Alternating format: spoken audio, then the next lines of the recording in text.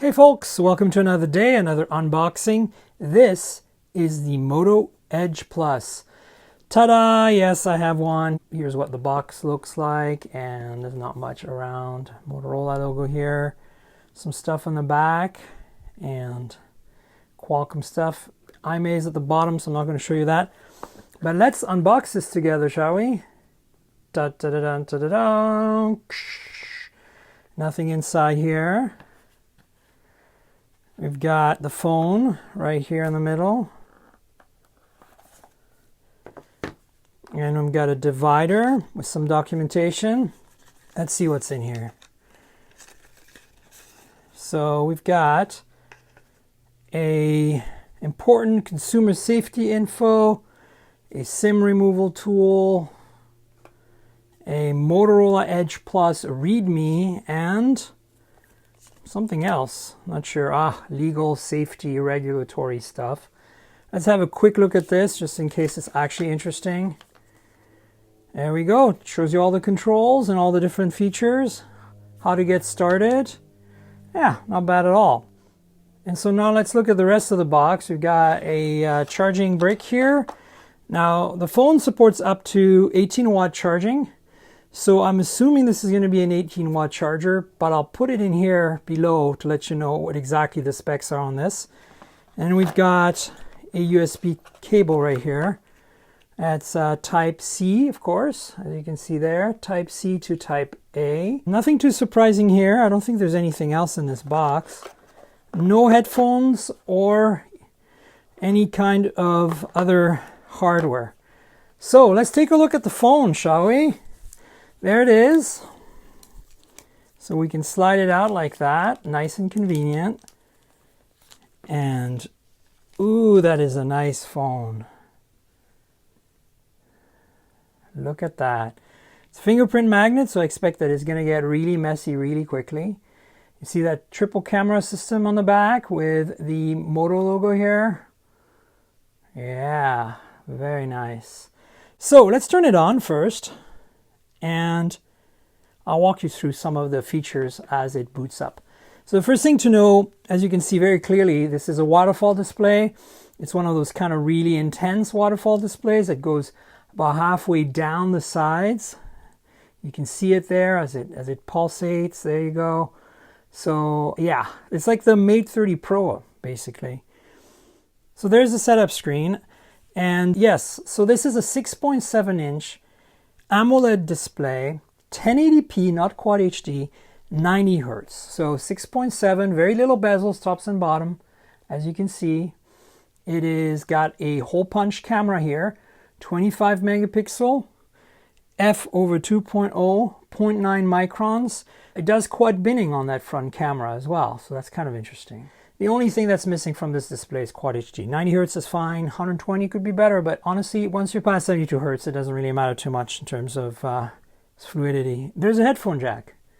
That's another thing you need to know. Very exciting. But let me talk about the specs a little bit quickly. So this is, in the US, an exclusive to Verizon. And that's very unfortunate. You're not going to be able to buy this phone unlocked. There'll be a Moto Edge, not Plus, available unlocked, but it's got some lesser specs. And this is not what the topic of this unboxing is. But for this phone, they use the Snapdragon 865, of course, 12 gigs of RAM, 256 gigs of storage, no micro SD support, but it does have two flavors of 5G. It has low band, like sub 6, which Verizon hasn't really rolled out yet, but it's future proofing. And it has millimeter wave for Verizon, which is available in very few markets. And really, frankly, I'm not going to get millimeter wave on this phone. I'm not going to get 5G at all on this phone. I'm not going to be able to try it out. So that's a bummer.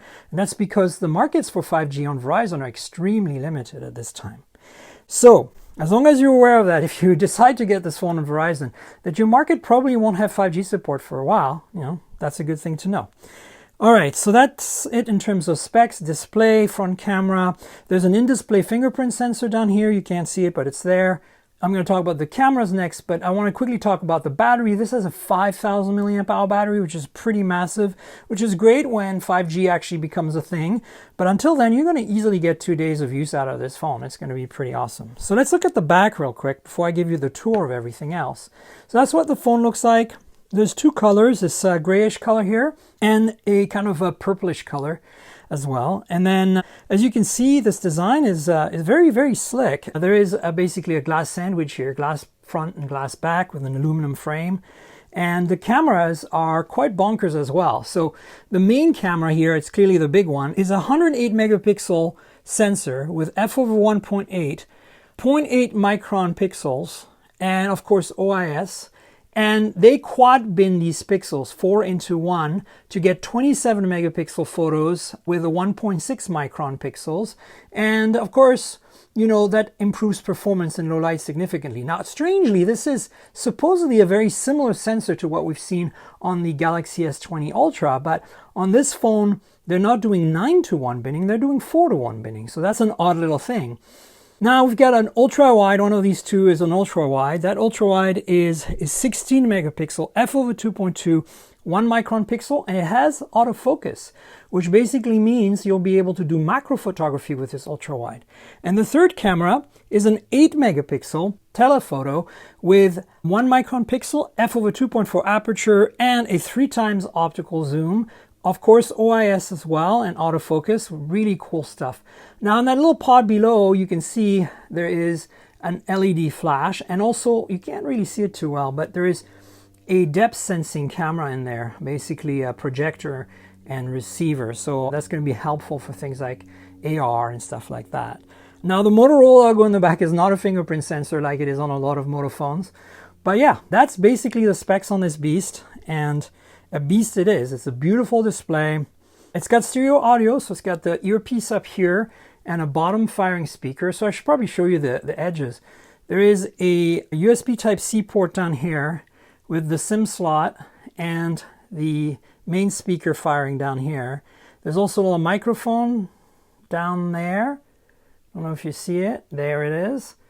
And there's another microphone up here by the camera. So there's a whole bunch of mics all over this place. Then on top, I showed you the headphone jack, which is really exciting to see on a flagship. And then on the right-hand side, you've got the power lock key, which is ridged, which is nice. You can feel it. And the volume rocker. On the left-hand side, there's really nothing on this Edge at all.